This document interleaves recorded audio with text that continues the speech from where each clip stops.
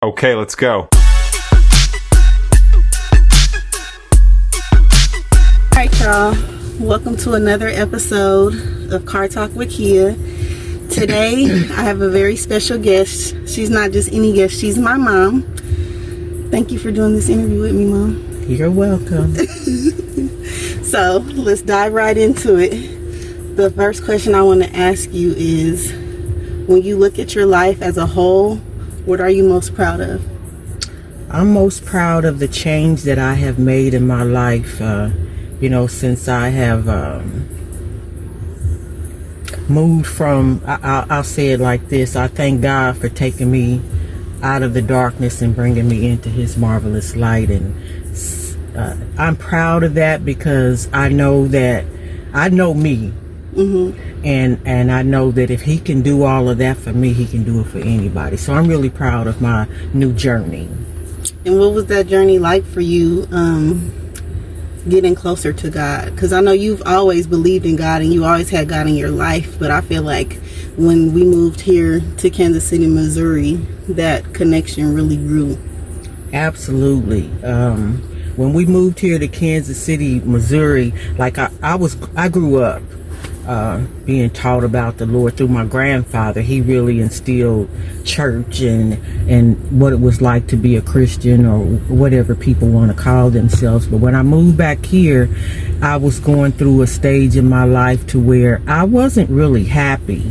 My son was incarcerated and I didn't want to leave Colorado because I didn't want to leave him and be able to go see him and see about him. Right. And I just wasn't financially ready to make that move. But when my mother called me and said, you need to come down here and help me with this business, and Teresa's really sick and don't take her health for granted, I didn't change thoughts. I was at work and I had a good job. Mm-hmm. I just immediately thought of something, typed up my 2 weeks notice, and they didn't want me to leave, but I followed my heart. Mm-hmm. And so when I came here, I just felt like, Lord, I think I didn't wait for the Lord to speak to me because I wasn't aware that He could. Mm-hmm. I wasn't happy about making the move, and I just felt like I made the wrong decision at that time. I came because of someone else's needs instead of my own. But Mother marched us all to church. Me, Tina, Richard, Issa, you, Shonda, the whole family. We went to Mount Carmel, and we all joined at the same time. And that was the pivotal point in my life where I really, really became connected to the Lord. And He was working on me then, and He's working on me now. So, yeah, when I moved here is when I became closer to God. That's the same for me. I feel like meeting Pastor Schaefer, it was just something about him. Yeah. And as a kid, he used to remind me of Martin Luther King. Me too. And the way he would preach to me, or to us, mm-hmm. It just touched me. And like, even outside of service, like, he really loved us. Like, yes, he did. He was like a father figure in our life. So I remember just loving going to church to have that family. But I remember after he died, like, I was really sad for a long time, and I stopped going to church, and I stopped. I don't know, like, his death really took a different type of toll on me. And for a long time, I didn't want to hear another preacher. I didn't want to go to church. And I remember I was like watching about the Bible on YouTube and stuff, and I wasn't into church no more. Yeah. But when I connected with Nyla in Colorado, when I moved to Oklahoma to take care of my dad, he got me back in church. Yeah. He was and I know this is a question that you're asking me. So by you saying that, Pastor Schaefer was very inspirational to all of the church members, and we all were hurt and went through serious struggles when we lost Pastor Schaefer. And for a long time, the church didn't have a pastor because of the relationship that I had established with the Lord and how He delivered God's word to us. Everything He said marinated in my heart, and that's where you get your relationship from God. It comes from your heart. That's not something you can fake. Right. Like, and it allows you to see people the way they really are. Right. And when I was in the world, I mean, I never rode a yellow bus or anything like that. I was always book smart, and I was also street smart, or shall I say street savvy. But you can tell people, like now, even more so, if somebody walks in the same building that I'm in or the same room that I'm in, whether it's church or wherever, if they're near me, I could feel good vibes and I can feel that negative energy right away. Yeah. Right away. So God is good, and he lets you see things or life more clearer through a different lens that people of the world, they don't have that gift. Right. I agree. And I have that gift as well. I can definitely read a person's energy without even speaking to them. Yep. So do you feel like people really understand your story, or just the version they see now? I feel like people that know me have a better understanding of my story, but even people that know me don't know my real story, because if you have never walked a mile in my shoes, and if I've never shared my testimony with you, you really don't know me. Right. You just know what you've seen and what you saw and what you thought. You know. Yes, yes, yes. Okay. So what's something about you that people would never guess? That people would never guess? Oh, well, this is something I'm not going to say because, you know, don't let your left hand know what your right hand did or doing or done. Right. So, how can I put this? And I'm transparent, you know, I like to be honest. Ask me that question again. Okay. So what's something about you that people will never guess? That I used to be oppressed with alcohol. I'll share that. Okay. Yeah. I went through the same, especially after Grandma passed away. I really started drinking heavily after Grandma passed. Yeah. So, moving on to motherhood, what was the hardest part about raising us, me and my brother, that we probably didn't see?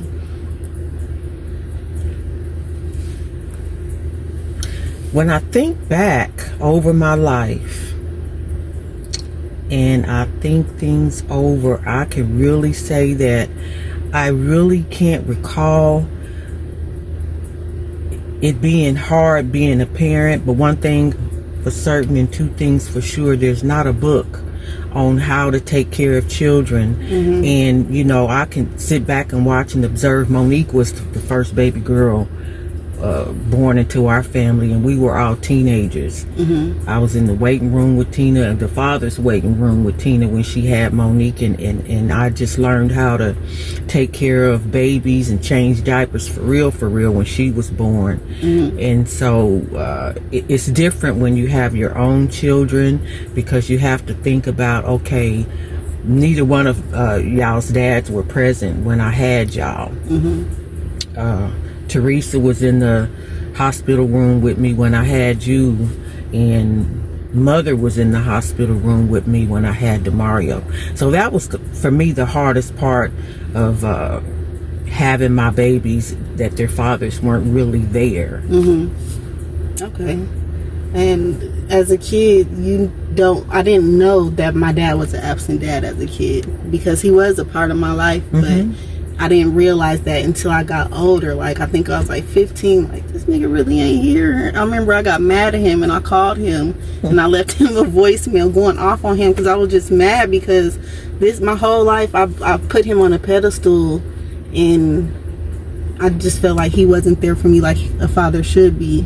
And I remember he thought that you made me call him and go off, but that was from the heart. Right. And I feel like that kind of made our relationship stronger, me and his, because he was like, you got a little me in you. That's one thing about Blue that I always respected. Like, there's a story behind, you know, Blue and I when we got together. But one thing about him is he was transparent, and he was a ladies' man. He was a charmer, and he didn't sugarcoat it. Right. And he would tell you off the flip, I like women. And so he would pretty much tell you, don't get your feelings all involved, because it is what it is. Yeah. And so he did give me the fair warning, but he was so charming that you just really couldn't help it. You just really couldn't help it. And one thing, another thing that I really liked and respected about him is he treated my son, Demario, like Demario was his child, and that really helped. You know, even though he led a different lifestyle, he made sure he took care of family. Yeah, that He was loved his definite- family. That was definitely him. And I remember when we moved with him, me, Kyla, and Scoot moved out there with him, and I think one time Scooter had sent some stuff for Scoot, and he didn't send anything for Kyla. And when Scooter came out to Oklahoma to pick Scoot up, my dad took him to the side like, don't ever send nothing to this house, and it's not for both of them. Like, you've been there for her, you've been in her life, so continue to be in her life. And I feel like that conversation really like put a spark in Scooter. And ever since then, like, I mean, he was there for Kylie from the beginning, but ever since that conversation with my dad, he made sure he showed up for her the exact same way he showed up for Scoot. Yeah, and I really like the way he looks out for my baby girl. Yeah, me too. She loves him to death. Yeah. So do you ever question if you were doing the right thing as a mom when you were raising us? Absolutely. I do. When I look back, I feel like I didn't do the right thing. But it was because I was living in the world. I was just focused on what was going on then, and I just felt like when I look back then and as a parent now, there's so many things that I would have definitely done different, but I can't take that back. So I just live and learn, and I'm really proud of you and Demario for the relationships y'all have with y'all's children. And I know that, you know, they always say if you plant a seed in the child, so I just always hoped and prayed that my children would see not just the things that about me as a parent that they did not like, or that in their eyes were not right, but just see the good in me, because I've always been a caring person. I've always been the type of person, y'all, like, if you need me, I'll give you the shirt off my back. And I'm the type of person, once bitten, twice shy. So if you disrespect me one time, I will give you another chance. But after that, when I cut you off, that's it. It's curtains for you. I'm done. I just can't allow people to treat me that way. And I'm a firm believer, if you treat people, do unto others as you shall have them do unto you. So I treat people the way I want to be treated. And I always, when you were a little girl, you could tell me, I say, Keya, what's the golden rule? You knew what it was. Kyla knows what the golden rule, and that's in life for people, whether you're a child or an adult. Some people just don't have no morals, and they don't have no respect for other people. And with you saying that, like, I was trying to think of something that you did as a parent that I didn't like, and I can't think of anything that you did. Maybe working a lot, like, and I always would have to be like either with Monique or Grandma, Kelly. But like, or Kelly Bean. But with that, like, outside of that, there was nothing that I always had the best. Like, I always had everything I wanted. I always had everything I needed. And now you didn't only just take care of me, you took care of other people's kids too. So I just always growing up admired you, like, my mom's the shit. And I really appreciate that, because there's things that even when you were a little girl, there was a certain lifestyle that I had that I made sure my baby girl didn't know about it. But my son, he saw me from a different lens. And so I always pray and say, Lord, I just hope, you just never know, like when you take your kids to babysitters, and even family, you don't know how people are treating your kids when you're not there. So those are things that I just really wasn't cognizant of. But I'm just glad that you both turned out okay. And I did the best I could, and there's nothing I wouldn't do for you or Demario now. If I could give you the world, or him the world, I'd do it in a heartbeat. So what does it feel seeing your kids grown now? How does that feel? It makes me feel proud. I'm really proud of you and Demario. I see the change in him, and I see the change in you, and I see you're just such a good parent, and a lot of the things that you do for and with your kids. I didn't do that with you. I wasn't the type of parent to say, okay, come on, we're going to go camping. We're going to go fishing. I said, I'm not an outdoors person. I don't even like really eating outside. I don't like bugs, so I just didn't do stuff like that. So my biggest thing that we did was our Sunday dinners and when we used to all get together. That part of our lives, even when you guys were little, I missed that. And I think that's what gave us that family bond. And Mother was instrumental in that. So when I look at you and when I look at DeMario, all I can say is I'm really proud of the man he's become and the woman you have become, and just keep doing what you're doing. And the main thing I can say to both of my kids is trust no man. And that means when in the Bible, when it says, and it says trust no man. Well, no, it says all men are liars. But when they say that, they're not just talking about men, they're talking about us, men like and people. Women, because we are woe of man. Right. So I don't really trust people.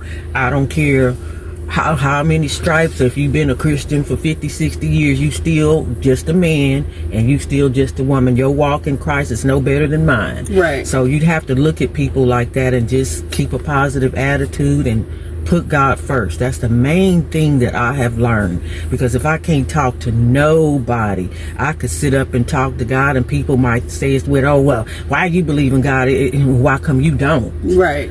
I know. Yeah. So that's what keeps me grounded and keeps me strong. And I just want you and DeMario to, whatever you're doing in life, just know, put him first. And DeMario knows the Lord. I remember when we went to, God, I can't remember the name of that church. It was Jackie Servine's dad's church. Mr. Servine, they babysat you for me. And you came and told me, Mama, I don't want to go. Well, I ain't going to say this on, but you said the pastor, he was drinking beer. And to me, that was a shock. And when my baby say, I don't want to go over there no more, it's curtains for that situation. So I have to find another avenue. But I said I didn't want to go over there because the pastor was drinking beer. Yeah, you said, I saw him drinking the beer. And I said, what? But anyway, back to DeMario. We went to their church, and that's when the Lord was working on me.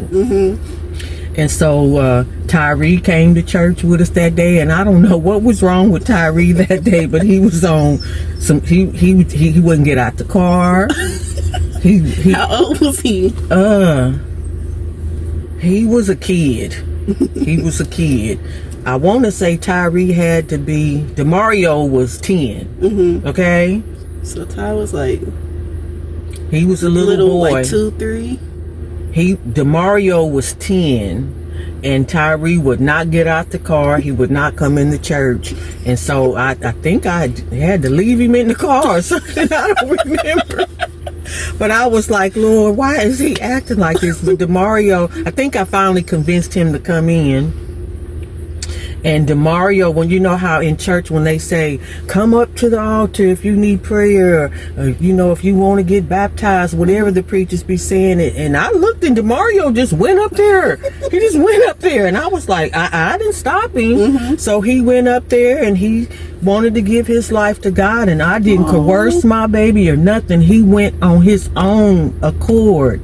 And he was baptized. And I have his baptismal certificate. And I still got it. I got it in my Bible. I said, if I give it to him, he gonna lose it. Right. So I have it. And that was just the most exciting thing for me, to have a child that was ready on their own. When I grew up, they made us get baptized. Yeah. And I was afraid. That's why I don't know how to swim now. I was afraid of water.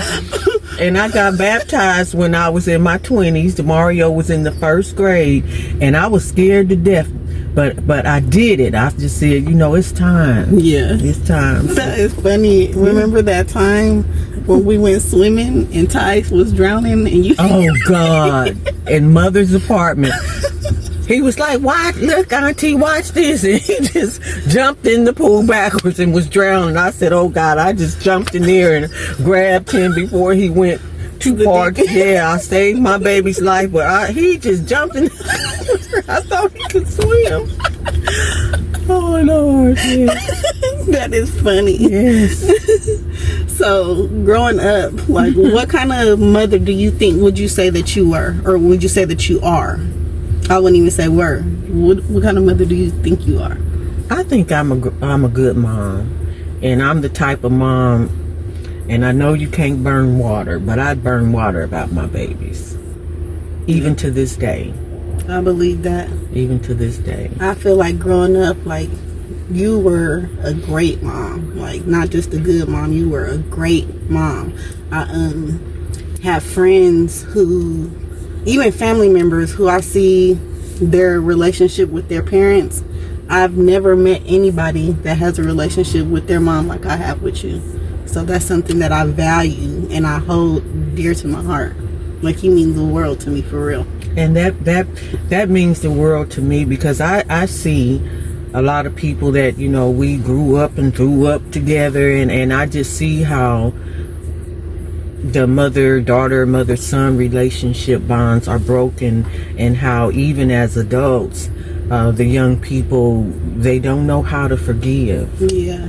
They don't know how to forgive. And that is tough. And I can't put myself in somebody's shoes where their parent has wronged them or done something to them. But I know the Bible says, honor thy mother and thy father. And that's just what I try to do. Mm-hmm. So, speaking about grandma, what was that experience like, losing your mom? Oh. Before I answer that question, I have something I want to give you. Okay. So, I will say, as I'm giving this to you, that was one of the hardest things that I have experienced in my life. I experienced death. You know, we've lost many family members, but this ring was my mom's. And there was a point in my life where, and if you look at my pictures back when I used to go to the club, back when 50 Cent first came out and all that, when Jay-Z and them, back in those days, I was a club bopper in the club every weekend. And so when I took my pictures, I would have my fingers like this. You make sure you see all my diamonds. A couple pictures of you. Yeah. So I had diamonds on every finger, but I'm not a materialistic person. And then I look at this ring, and I know I had given you a ring before, and I had another ring, and I don't know if I was sleepwalking or what, and this happened with two of my rings. I don't know what happened to them. Like, I think I threw one of them away. It's on my finger with Drayson when he was a baby. And I looked everywhere, and I said either somebody came to my house and stole it, or it's gone. But I wanted to give you this ring. Thank you, Mom. Yeah, that was your grandma's ring and my mother's ring, and I want you to have it, and I want you to hold on to it. I will. I'll never lose it. Okay. And I remember this ring too. Yeah. Thank you. You're welcome. And so, back to the question, when I lost my mom, it was hard because I almost kind of felt like I was by myself, because I was like, oh God, I mean, I'd been to several funerals, but I was like, I got to do the obituary, I got to get the pastors together, I had to cover everything. And so I just sat down on, because I was staying with Mother during that time. I told my husband, you know, I don't remember where, we were staying in his mother's house, because she had went to stay with her mom. And so we lived in his mom's house, and I said, I have to stay here with my mom. So this is my residence until God calls her home. So when she passed away, I just got on the computer and just started typing. Yeah, that was the most traumatizing thing for me, I feel like, because she was on hospice from home, so we knew she was going to pass. But I spent a lot of time with Grandma during those last days, and she took her last breath in my arms, and just I don't know, like, to me it was just a regular night. And normally, like, when they put the hospital bed in grandma's room, like, normally I would sleep on the floor right next to her in the room, just so I could be right there. But I don't know, something about this night, my back was hurting or something, so I slept on the couch, and Kyla and Scoot were in that other room sleep. And I was laying on the couch sleep, and I just heard a voice say, "Keya, get up." And I got up, and I went in the room and checked on her, and she was okay, but she was urinating on herself. And I'm like, not thinking anything of it, like, "Grandma, it's okay, I'm gonna clean you up, we'll change your pajamas." So the bathroom's right there, so I could still see her bed. And I remember grabbing towels and rinsing the towels, and something just told me, like, look at her, like, something's wrong. Something's different. Because it was a lot of pee, and it was like a lot of pee. So I just went next to her and I held her, and I'm like, "Are you okay?" And when I held her, like, I had her head under my hand, and I'm like holding her, like, "Are you okay?" And she just took her last breath. And I didn't know what to do in that moment. Like, I just held her and prayed. And I read something like, when somebody dies in the house, you need to open the window so their spirit's not trapped. So I laid her back on the pillow, and I just opened the window, and I just cried and prayed to that God accepted her soul into heaven. And then I think maybe like an hour later I called y'all, but nobody was answering the phone, because it was like 2 or 3 in the morning. Like, I was blowing Auntie Issa up, blowing you up. So I called Rodney. Yes, and Rodney woke you up. And it was just like, by the time y'all got there, I was just so, like, depleted. Like, and that was really hard for me, because that night that I left you with Mom, I said, okay, I'm gonna go home. And I went home, and when I got home, I don't know if I was just exhausted or something. So I was in a deep sleep, and so I felt bad that she passed away on you by yourself. But one thing I will say is, it was hard for you, and it was hard for me, but God don't make no mistakes. Right. And He took you through that for a reason. Yeah. He was preparing you for something bigger. And then look what you did for your dad. Right. And that's just, caring for people has been my calling. I enjoyed spending those days with Grandma, taking her to her doctor's appointments and to get chemotherapy. And I remember she would introduce me to the nurses as her babies, like, "This is my baby," the emotional one. She'll cry on you in the quickness, and she was right, because I would definitely cry. And I remember I was kind of mad when Mother passed away, because there was something about her name, Lavinia. And I thought that Lavinia, to me, in my heart, meant that she was going to live forever, because her name was unique, and Lavinia was a strong name. I came that close to naming you Lavanya. I'm glad you did. But I said no, because I don't want them teasing my baby when she's in school. That is a strong name, though. Yeah, it's very powerful. And so I just felt like, she battled breast cancer. And so Mother was a fighter. Yes, she was. Yeah, and then when she gave her life to God, my mom, I loved her with all my heart, but my mom was kind of mean to me. Yeah, she was mean to everybody. Yeah, but I took it personal. Yeah.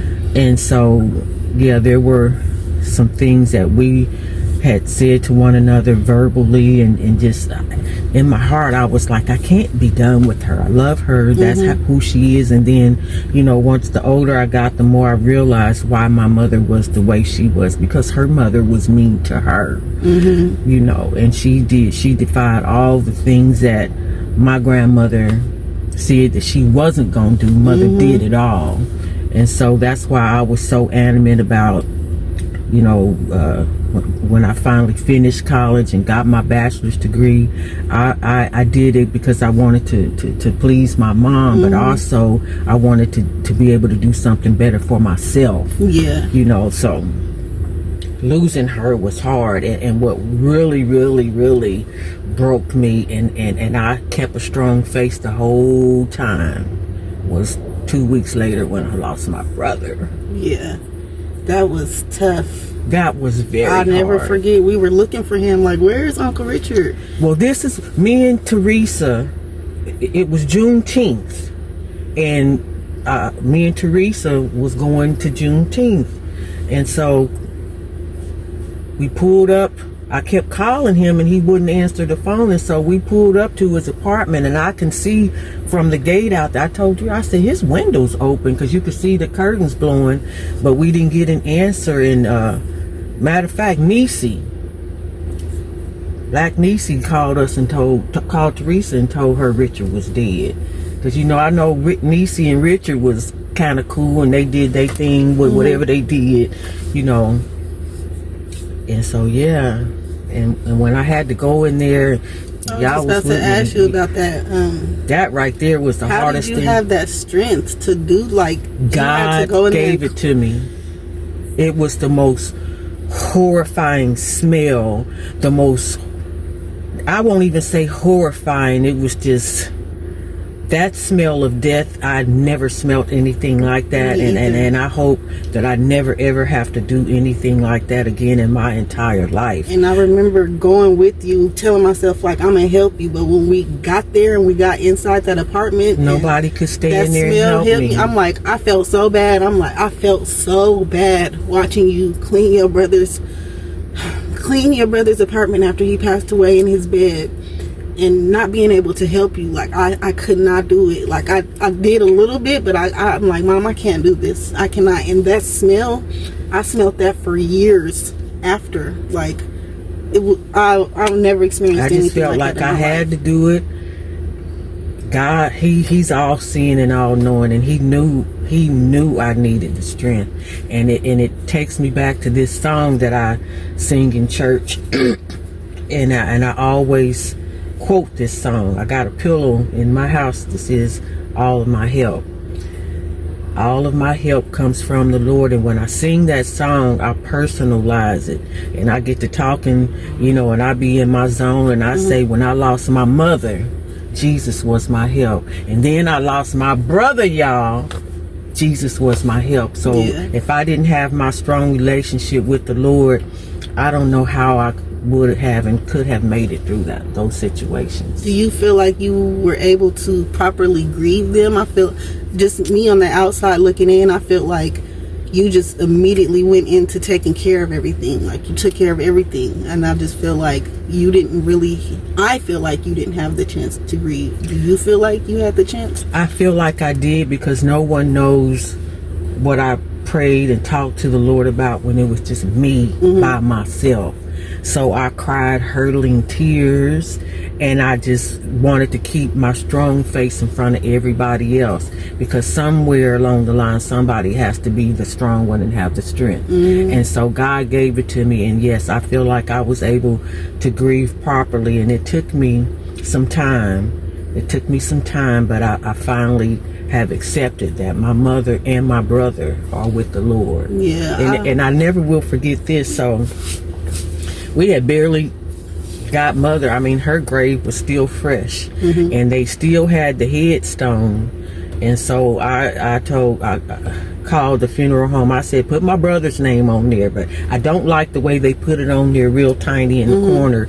But like I say, mother's grave was so fresh, we were able to, you know, get Richard cremated and put him right in there with Mom. And in his obituary, I have a picture of him and Mom, and I could just see Mother, and I always thought this, she was like, boy, what you doing here? You know. And I feel like Uncle Richard died because his heart was broken. He died of a broken heart, yes, because he told Mother before she passed away, he was over there one day talking to her, and he was telling her he was going to stop drinking and he was going to change his life. But I think what really broke him was one time we were at Mother's, and she always wanted to go sit on that front porch.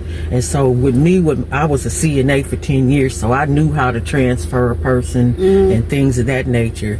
And he was like trying to do it, you know, rushing. I said, I got it. You know, I got it. So I just said, Mom, hug me, Mom. And she hugged me, and I took her off the bed and placed her in the wheelchair. He said, you really strong. I said, it's not about strength, it's about technique. And so he had got frustrated one day. Yeah, y'all need to just put her in a nursing home, you know, fussing and yelling at me. I said, you need to leave. you need to leave. And so he went ahead and left. And I think once we lost her, he probably sat and thought about that and there were times when he lived with mother, when he stayed in the basement, he used to always argue with her and fuss and cuss at her when he was under the influence. And I just think he may have had flashbacks thinking about that, and it just broke his heart. So Man.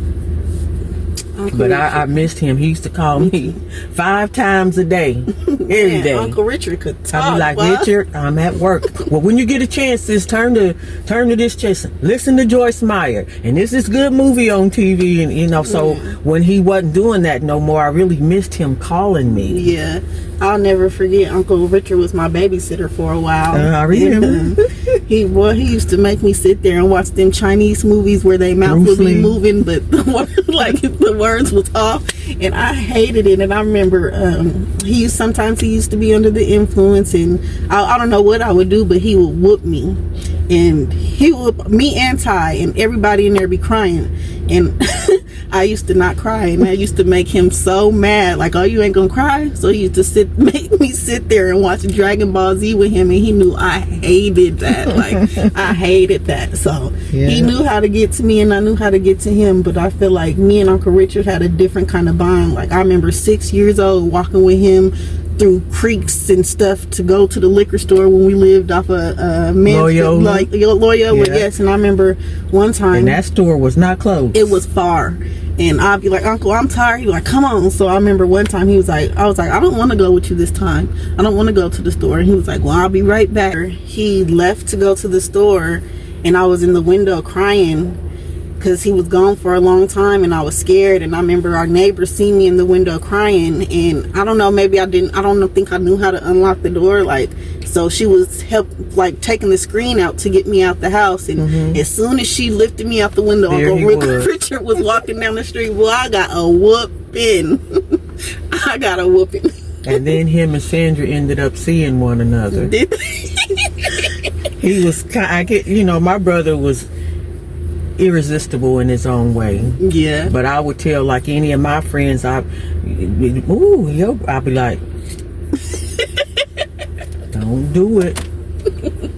Like, leave him alone. Everything that glitters ain't gold. Sometimes that's how you have to tell him too, because I'd be like, you on your own. Yeah. Thank God none of my friends have dated my brother. Don't let him. Mario probably wouldn't want to date none of your friends. Yeah, he wouldn't. But if they do, that ain't got nothing to do with me. Don't call me. Don't put me in it. Yeah. My name is Wes, and I ain't in that mess. I know that's right. Yeah. I miss my mama and my brother. I miss a lot of my family members that are not here, but losing my mother was absolutely hard. And then, people do grieve differently. So.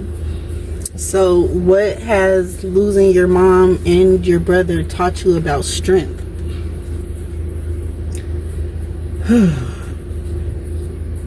that the strength that God gives you is real. And I have to, when I talk about strength, I have to tie in that God blessed us with faith. And I have faith, the evidence of things not seen. That through that faith that God gives me, the strength comes along with it. And I just know that without the Holy Spirit that dwells within me, and my faith, and for the Lord being my rock in this weary land, I wouldn't know what strength really is. And I really, really realized how strong I was when I lost my mom. Yeah. Me too. You handled everything like a G. Like, you handled it all. I was like, we're gonna wear pink and white. Everything just came through me, and that wasn't nothing but the Holy Spirit working through me. Yeah. And I remember, I never will forget. Mother, she was, to me, she was the world. To the world, she was just Lavinia, but to me, she was the world. I don't care how mean she was or how other people looked at her. That I saw her strength. When I was a little girl, I admired her so much, and my mother was just so beautiful to me. And so she called me one day. I think she said, "What you doing?" I said, "I'm trying to find this outfit." She said, "Well, I need you to find me an outfit to wear to my funeral. Just out of nowhere. And she said, no, she said, I need you to take me to get an outfit to wear to my funeral. And I was like, well, she can't really go. I said, well, I'll, what's that thing before FaceTime? What's that other thing that they have where you can talk to people on the phone and see them? It wasn't FaceTime. It was like, I don't know. I can't remember what it's called. But that part, that thing. And I said, well, when I get to the store, I'll show you these outfits. But I didn't do that. Girl, when I looked through Mother's closet, she had all kind of clothes with the tag still on it. That was Grandma. She loved, every weekend, she loved to go shopping or spend some type of money. Like, she looked good in her clothes. Yes. She was a fashionista. Yeah, she was. She was bad to the bone. And through my mother, through the lenses of looking at my mother, it made me realize that you can't buy class. Right. You got to have it. It ain't on you, it's in you. It's in you. Amen, girl. And didn't Grandma, by the time she was 18, didn't she have all four of y'all? Yeah, she was 18 years old with 4 children. And still went to nursing school. And I remember we lived in the house up the street from my grandma. I don't remember what our furniture or nothing looked like then. But I remember when we lived in the projects in Rosedale. And all of our stuff, we had marble tables and this and that, and we all had chores, and all our friends in the projects want to come in. We would say, we can't let nobody in. We'll be outside in a little bit. And so one day at the back door, I let one of my friends just kind of see our place, and they were like, thought they was in the mansion. We were in the projects. Right. Yeah. We lived in the projects in Rosedale. And we lived in the projects in Argentine.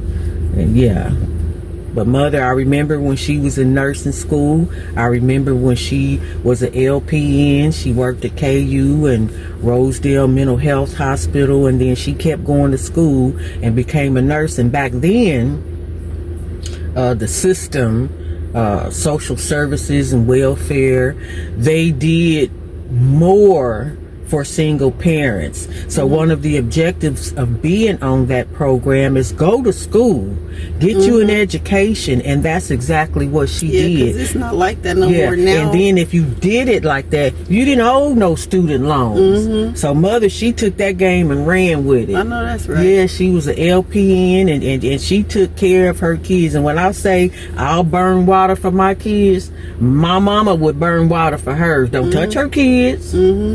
Don't talk crazy to her kids, because she was strong spiritually and physically. Yeah, she was. Mike Tyson. Grandma didn't play. She did not play about her babies. And she had a different upbringing. How many of them was it? There were 7 of them. Yeah. Her and let's see, Julietta, Freddie, Desi, Mama, Terry, Tommy. Who's the other one?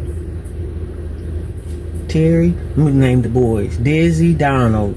That's who you was missing, Donald. Donald, yeah. So it was 7 of them, all them boys and 2 girls. And so that's how she learned how to fight. She would not let her brothers disrespect her. And Gietta, she's just like a big old teddy bear, just sweet. What's something about your childhood that you remember the most? My grandpa. The relationship I had with my grandpa. I love Daddy. I never called my father Daddy, Dad. None of that. I don't even remember what I called him. But my grandpa. I admired the relationship that my kids had with my dad, and I wanted that for myself. I don't have a grandpa. I never met my grandpa or had a relationship with him. He was gone. My grandpa was gone, but Mama was living. My grandmother was living when I was pregnant with you. And she told me, she said, you're going to have a girl. And she said, and I'm not going to be here when you have that baby girl. She told me that. And I remember when Mama passed, I had just had you. I really shouldn't even Didn't have she been in pass no like car. 3 days after I was born? Or Something like that. And then my dad's mom passed 3 days before I was born. Yes. Flossie. She was she stuttered. Talk with. She said, when I met her, she says, you like Blue Boy, don't you? She called him Blue Boy. I said, yes, ma'am. That's what I asked my dad. I said, Dad, why is your name Blue? Because I'm so black, I'm blue. That's what they call me, Blue Boy. His mama called him Blue Boy. She said, you really like Blue Boy, don't you? I said, yes, ma'am. That's funny. Yeah. So, what's something you know now that you wish you understood sooner? The importance of having a relationship with God. Because if I had a knew then what I know now, there's no telling how you and DeMario's life would be different today, and even how my life would have been different. Yeah. Yeah. Okay. So, what did your how do I ask this? What did your season of life teach you about survival? My season of life, trust no one. And you have to be able to fend for yourself no matter what. So even though I'm married and I have a husband and we work together as a team, I know that I can take care of myself with or without anyone else being involved. Yeah.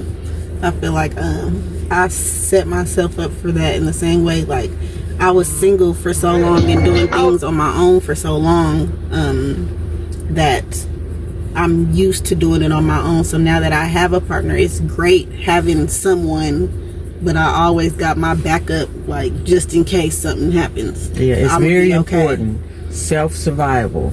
Survival of the fittest. Yeah. Yes. So, before I end every episode, I like to play a game. Okay. It's called Finish It or Spill It. So the rules of the game are, I'm going to ask you a trivia question about R&B, hip-hop, or whatever. You get it right, turn the say. You get it wrong, you have to answer a spicy question. And because you don't drink, you can't cop out of the spicy question. Okay. Okay. Hopefully you get it right. All right. Who do Casey and JoJo pray for in All My Life? I pray for all my life. I pray I pray for someone new. Wait. Ask me the question again. Okay. Who do Casey and JoJo pray for in All My Life? Oh. Don't wait. Okay. You got 10 seconds. For someone like you? Yeah, you got it right. That was I had to play it in my head. That's what everybody be doing now. I'm like, you got 10 seconds. When you said 10 seconds, it came to me. Well, that was a good interview, Mom. Thank you for doing this for me. I appreciate you. You're welcome. And I love you. Car Talk with Keya.